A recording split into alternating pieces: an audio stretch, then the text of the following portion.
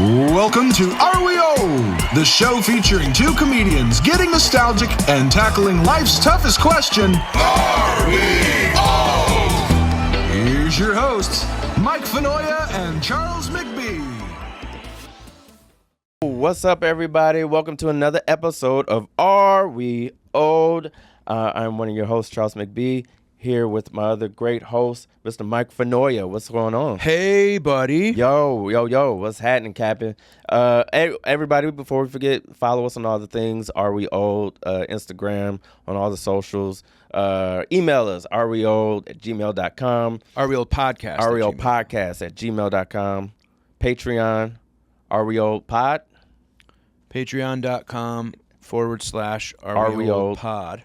And 478-420-0690 is our number. Drop us a line. We love Leave a hearing message. from you. We love hearing from you people. Charles. Yo. You ever catch yourself doing like oh no, I'm turning into an old chunk of crap? How the hell you think we started this podcast? Yeah, true. Yeah. I do it every day. Thanks for reminding me. Every day. You know what I'm doing now? What's that? Is when I'm on the phone. This has always been a little bit of a pet peeve of mine. I like pet peeves. Yeah. You ever adopt a pet peeve? Mm-hmm. Rescue pet peeves. Rescue pet peeves. That's a fun cartoon. Mm-hmm. Watch, someone's going to do that now because you talk near your freaking phone nowadays and it just makes it. Exactly. That's a name I old. I can't even tell. I can't even share ideas with a pal. You know what I'm doing now is when you are on the phone with customer service or at the counter with whoever, right? Mm-hmm. And everyone now, you got to spell your name. You got to give them your phone number. Yeah. Okay, if you ask me for my phone number, shut up while I'm giving you the phone number. 478, 42, yep. Oh. 06, and I go, I'll just stop. This is what I do now. I go, I'll just stop. You go ahead. I hate being interrupted now so much, and it is making me a jerk, but it's because I'm old and forgetful. So it's like, please, if you ask me something, shut up and let me answer. That's an interesting... Because I'm kind of getting a little bit like, I'm going to snap at the wrong time one of these times and like yell at somebody because like I'm trying to answer your... It happens to me all the time when I'm on the phone with airlines. Like if I call and I'm like, so I'm trying to get this thing like whatever. And halfway through what I'm trying to say I'm doing, they just start answering something I haven't even. Oh, that's the worst. And I just stop now. So here's what I've been doing lately. Passive aggressive, like a gold medal. Passive aggressive Mike. They just go like, yeah, well, the problem, like, sir, so what are you trying to, and I don't answer. And I go, I'll wait. Yeah. And they go, what? And I'm like, I'm not even done with my question and you're answering it. Mm-hmm. Can we please like pump the brakes a tad? Like, I don't really want to repeat myself. Just wait till that little survey comes after this call. You may get a 2. But I'll tell you what I do is like now if I and it bothers me so much and it happens the most when they go, give me, what's your phone number? And I'm beep boop what? And I just go, I'll wait. Like, why don't you go ahead and yourself? Yeah. What is this, Morse code? Yeah, I've never. Maybe that's been done to me, but I've never. You're also way more patient than I am. Well, I don't know. The one you said about the people interrupting and thinking they're going to answer your question before. I steam out of my ears. Mm-hmm. I hate that. Mm-hmm. The phone number thing. I never picked up on it. If that's happened, but I can see how that might be annoying. But definitely when you're in the middle of trying to explain something and they think they know where you're going and they're wrong and they got the nerve to be wrong. And now it's like, this is where we are. You know what I also hate? Speaking of pet peeves along this line. Is it a puppy? No. The pet peeve? Yeah. No, it's like because I feel like a pet peeve, if it was a puppy, I'd be less peeved about it. Yeah, it's a cute peeve. It's just, I hate when people, it's one thing to interrupt someone, which is already not good. I hate the not to interrupt. Oh. As they proceed to interrupt you. It's like, at least own that you're being rude. Own your interruption. This isn't a get out of jail free. They think they're doing. They think they're being polite by saying not to interrupt, Not to be rude. not to be rude. But you're ugly. You're being Wow. Yeah. Thanks. You're being rude. Yeah, it's the word. I don't like it. Either just interrupt, which I don't like either. But don't do this fake politeness, which isn't really polite. Yeah. You're just trying to interrupt because you think what you have to say is more important to get your thing out. Right. Not to interrupt, but not to cut you off. That's what they say. Not to cut you off. Not to cut you off. Cut yourself. Not to cut you off. Oh my God. Just cut yourself. Yeah. Yeah. I can't stand when people do the thing where like you it's interesting where like when you just can't get a good like conversation volley with someone when you're just on each other. You're stepping on each other's toes the whole time. And I just sometimes want to go like, lady, you and me just shouldn't be talking to each other. Like it's not, if we were dating, I'd go, this isn't working out. This isn't working. Can you please get someone else you work with so I could talk to them and see if I'm compatible? Yeah. Because there's just times when we're oil and water with another human. Yep. And when it has to do with when my flight's leaving or money or did I order something stupid on Facebook? I need a good communicator. Yeah. I want an empathetic listener. Yes. Be patient with me. Yes. Empathetic listener. That's good. And I'm not even that old. As I'm getting older and people are getting worse, what am I going to do? Yeah. Yeah. Oh man, when they interrupt with the phone number, one time I go, well, why don't you just tell me what my phone number is? Also, on that note, why do I have to always give my phone number now for everything? Give me your phone number. Yeah. What are we doing? You know, from now on, I think I'm going to start calls with, hey, miss, just to let you know, this call is being tape recorded for quality assurance purposes. For quality insurance purposes. Yeah, there's not a lot of quality insurance with this I'm purpose. assured you're bad at this. Yeah. That's what it is. I have another, since we're on pet peeves. Bring. I was This could thinking be the about pet this peeve one episode. the other day. So this has nothing really to do with me because I'm not in these situations, but when I see it, I get peeved. It's when someone's being interviewed, like on a news program or whatever, 60 Minutes, whatever it is, and someone asks someone a question, and instead of answering the question directly or not answering the question, they go, well, the better question is, Ooh. or they say, well, the real question should be, and you know what? I take that back. It does happen in real life, but sometimes it won't be like the real question. It'll be you'll make a point about something, and the other person will go, well, not even that. Such and such, such and such. Whoa. Don't disregard what I just said. Yes. You can add on to it, but don't disregard. Wait your turn. Yeah. Yeah. Just acknowledge, I made a good point too, and you can make yours on top of that. That's a very good point. And you know what? A lot of people are really bad at talking. Yeah. You know, when you see some people that get interviewed and they just, like you said, like straight away question. I mean, that's just politics. Yeah. Yeah. Where exactly. they're just like, well, that is a good point, but what I think we really should be talking about is this. Is like, Right. nobody asked you about yeah, that. But I Yeah. But how You about- go, who books your interview show? Exactly. Yeah, When right. I'm on your show, you ask the questions. You're on my show right now. That's how I would. If Yeah. I was like Yep. That's the thing that bothers me so much about like debates and all that stuff is like when you watch it and they don't answer the question, but they keep talking. Right. And no one can stop them.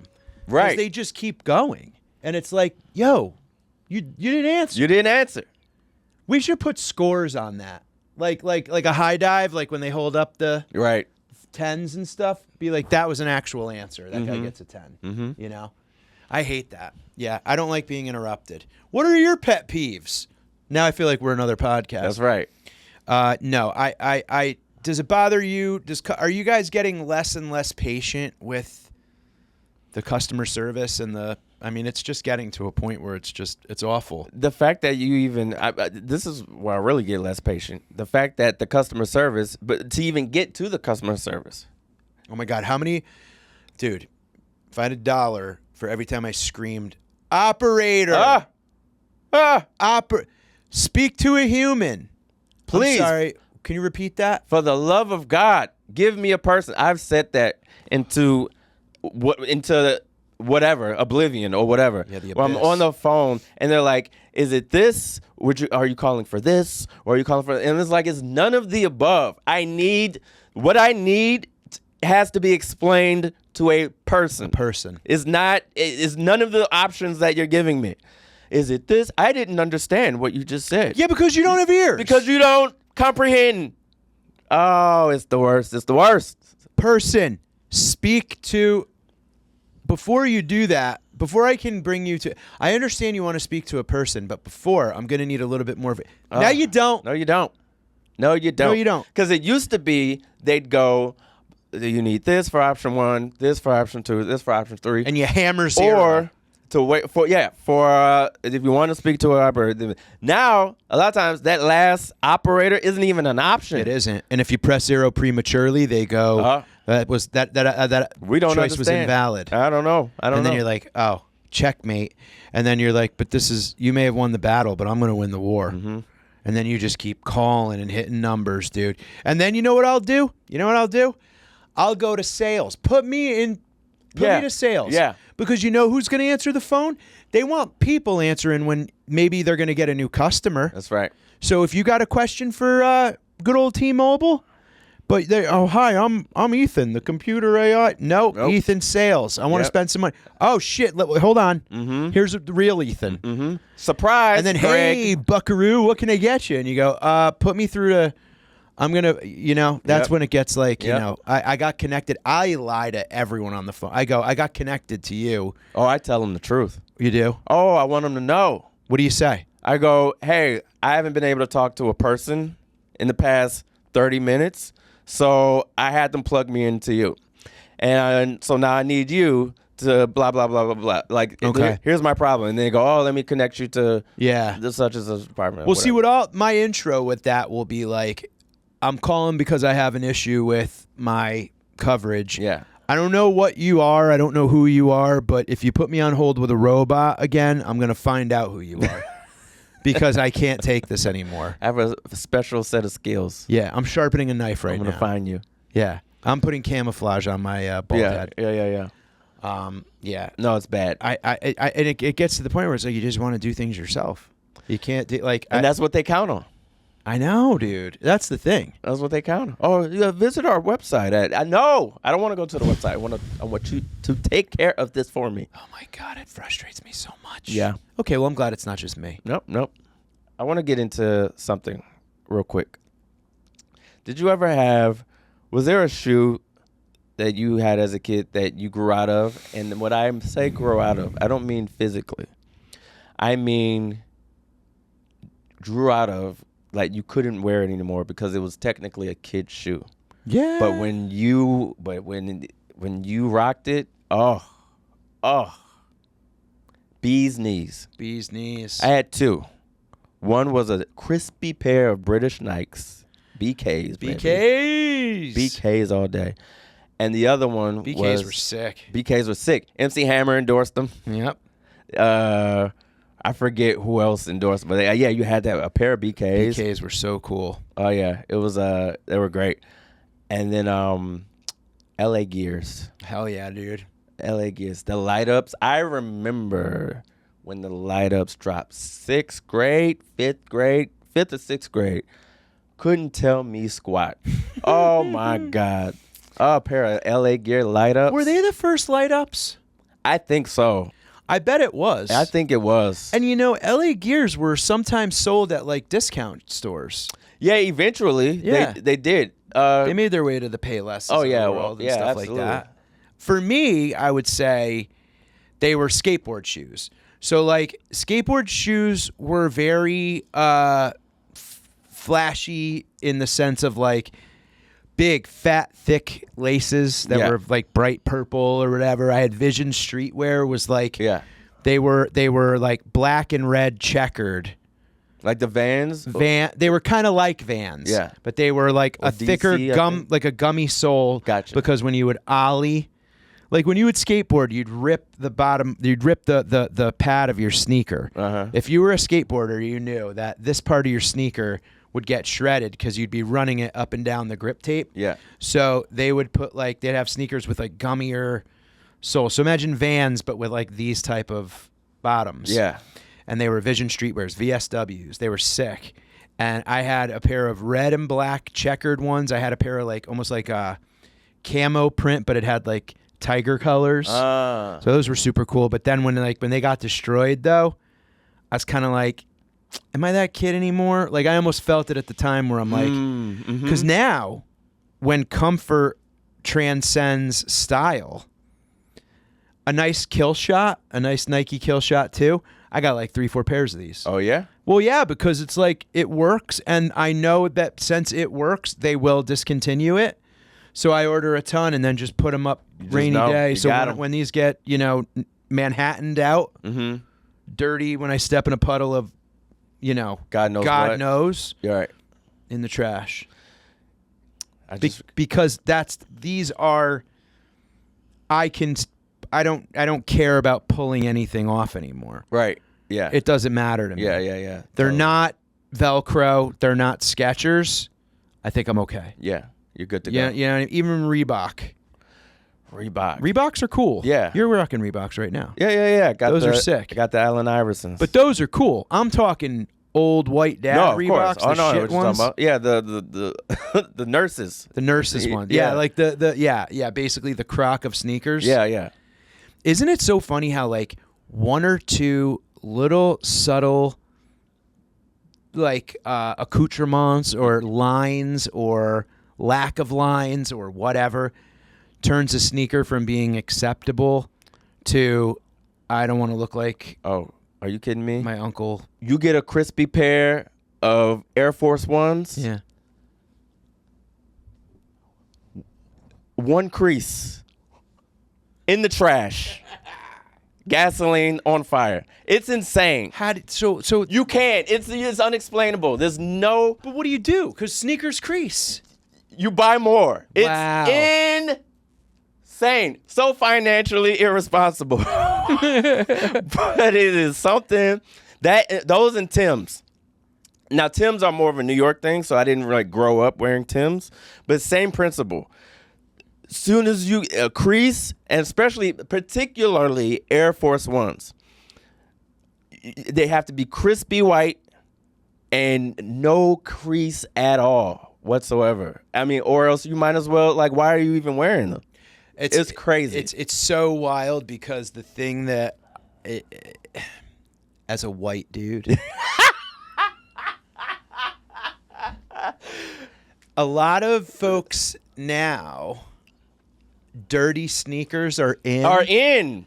I can't handle that. And that I have noticed among my friends from the Caucasus Mountains are more and I actually envy that because it's more financially It's gross. responsible. I mean, not super dirty, but Would you call these dirty? No, these are not dirty. I have a pair of these that are now, you got this nice soft, like whatever here, suede.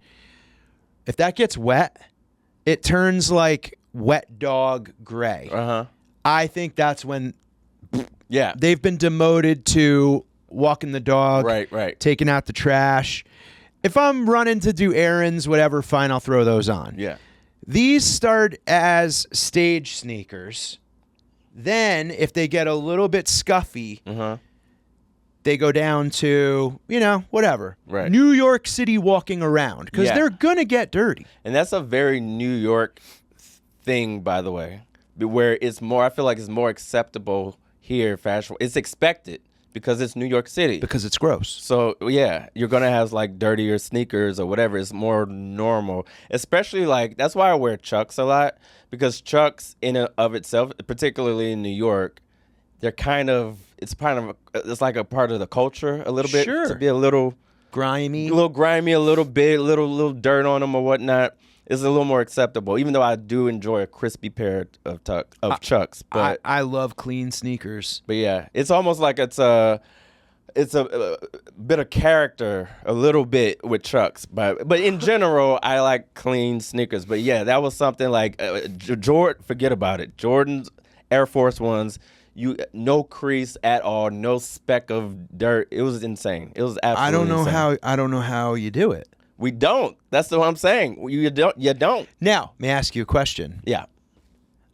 As a white man. Yes. No, more as a married man.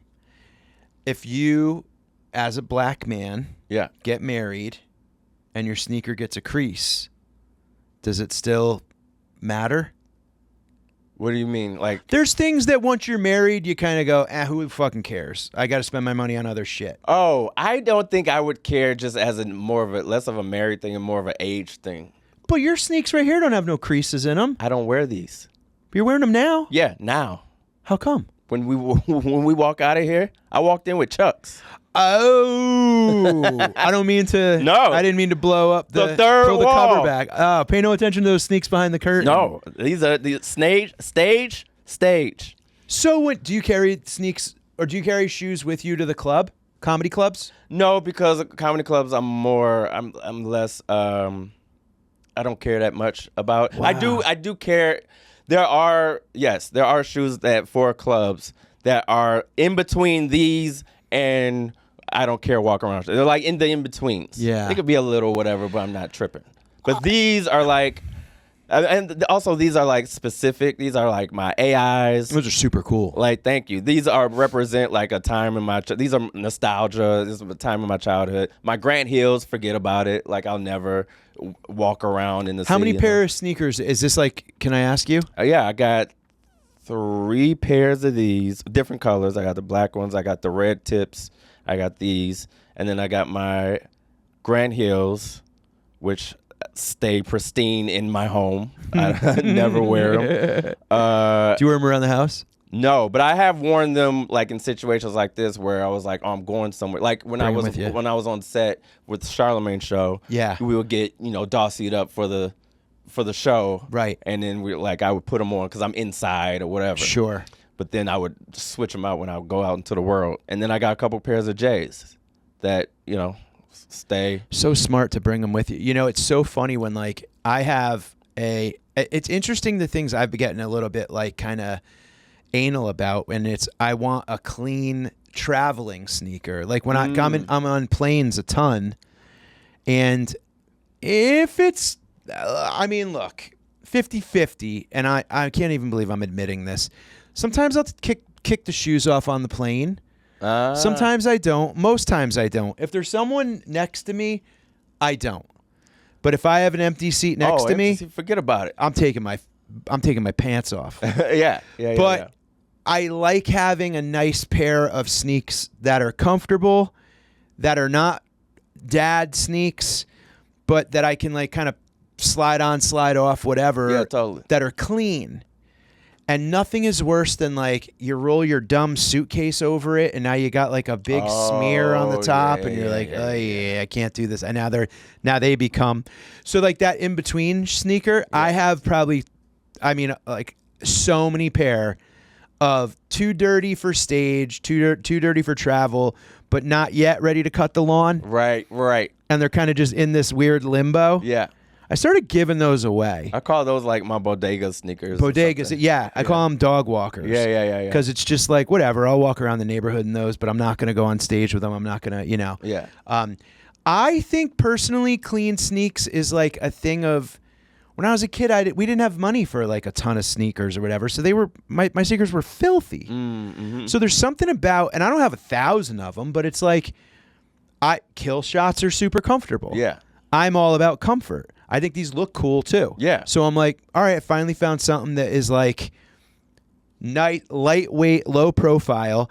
I cannot wear high tops because I have Serbian deadlifter legs. Yeah. So when it comes up to here, the high top, my dumb calf, I look like a tree trunk. I look stupid, and I'm short, and they make me look shorter. Gotcha. So I kind of have to play this like, you're leaner.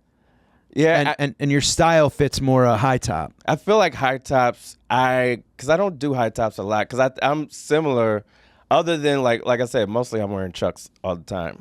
But I feel like those are a little different.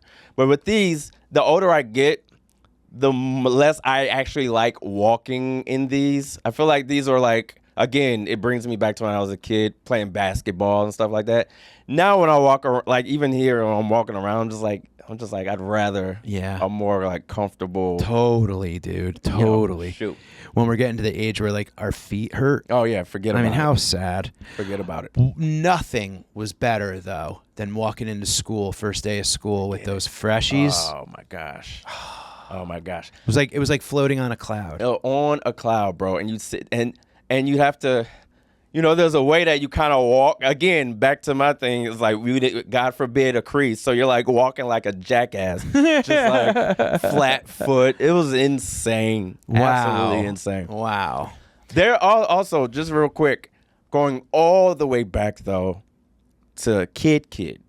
Because something that was just as important as might as well have been like Jordans back then is when you had the sneaker that had like your favorite cartoon on the side. Those were so cool. Oh my gosh, like a little He-Man or whatever. I had one pair that I think had where it would change when you would turn your foot a certain way. Oh, that's so and cool. it was like it's like looking at a rainbow trout. Yeah, it was like, it was great. I like that you can now like customize kicks too. Oh yeah. Like that you could go on Nike and like build your own like kill shot or Yeah, whatever, that's cool. build your own. I think that's pretty badass. There are also people now like a friend of ours, great comic, shout out Jim Twos. Oh yeah. He does art on Vans. Oh, that's very cool. So like you can like say to him like I want a dragon, I want the Grateful Dead, I want whatever, and he'll do it. He does like the fine art of like all of it and then sends them off to you. See, that's the other thing. If I had something, because a guy that I knew from back in Ohio, he would do custom Air Forces. So he would do all these super cool. I remember when Obama got elected and he was doing he did a bunch of like just real cool like works of art. I would never wear those because they're drawn on. Back to the toys, would you collect or would you play with? I'd have those. I would never be able to wear them. I'm like, these are art. This is somebody like. I know, it's so cool, and those are things you keep for like a special occasion, concert or something like that. Are you 100% comfort over style now, or will you be uncomfortable if you know it looks good? I'll be. If I know it looks good, if you know it looks good, but it hurts. Yeah, I'm not. I can't do it. Because I've done that. I say that because I've done it, and I refuse. If it hurts, I don't want to wear it. I don't want to do it. I will go out of my way to find something that's comfortable, but I could still feel good, looking good in them. I'll even pay more if it comes to that, where I'm just like, all right, I have to pay more to wear this thing that looks good, but is comfortable. Then fine, but I got to be comfortable. I can't even come close to being at all uncomfortable anymore when it comes to clothing or when it comes to, I've always kind of struggled with like pant sizes and waist and stuff like that. And it's like, if you want something that looks lean or slim, but you're also like, I'm short. So it's like, I kind of always had to have like either like hemmed or cuffed or whatever. And I'm like, I just hate how it looks. Yeah. And then once you find the one thing that looks good, I would buy like 20 of them. Got to do it. I'd buy like the whole section of that jeans, and I'm like, now I can't gain or lose weight for the rest of my life because I have to fit into these stupid jeans because it's the only thing that works. Yep. I think all my sneakers are creased, so you'd never wear these. No. Those are fine. It only with Air Force Ones. So this is specific to the sneaker. Those are sick, dude. Air Force Ones, I think it's harder to crease these because it's like this the way it's built. Yeah. It's specifically Air Force Ones and Jordans and Timberland boots. Those, for whatever reason, it's the law that if those get a crease, is worthless. Why are you even? I learned something today. Yeah. Do you know what I learned? You know those Stridex pads you wipe your face with? Mm-hmm. Those are very cheap alternatives for sneaker cleaners. Oh, yeah? Yep. I carry them around with me in a bag when I'm on the road. And it's like when I get home from the comedy club or whatever, I wipe down everything that I can that's not like a furry material. Oh, nice. With a Clearasil pad. And you should see it comes off all mucky and grimy. Yeah. But it's good it's a nice cheap sneaker cleaning alternative. So you would life hack. You'd be great with a pair of Air Force Ones. nice and crispy. You be cleaning, shine. You can see your face in them. I love learning things from you, pal. Do you love learning from me? I do love learning Thank from you. We love that you're here, guys. areweoldpodcast@gmail.com, 478-420-0690. 478-420-0690. 90. Stay young, my friends. Stay young, everybody.